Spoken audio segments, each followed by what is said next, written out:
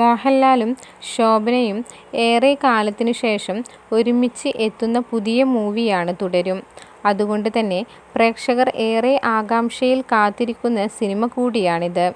സിനിമയുടെ ഭാഗമായി വരുന്ന അഭിമുഖങ്ങൾ എല്ലാം പ്രേക്ഷക മനസ്സിൽ ഇടം നേടുന്നുണ്ട്. എന്നാൽ തുടരും മൂവിയുടെ അഭിമുഖങ്ങളിൽ ഒന്നും മോഹൻലാലിനെയും ശോഭനയെയും പങ്കെടുക്കുന്നില്ല എന്നതിൻ്റെ മറുപടിയുമായി എത്തിയിരിക്കുകയാണ് തരുൺ മൂർത്തി.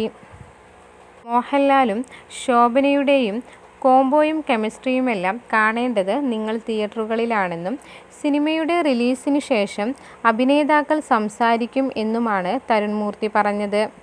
നിങ്ങൾ ഇപ്പോൾ ഇവിടെ മോഹൻലാലിനെയും ശോഭനയെയുമാണ് ഇവിടെ ഇരുത്തുന്നു എങ്കിൽ നിങ്ങൾ എന്താണ് സിനിമയിൽ പിന്നെ കാണാനുള്ളത്?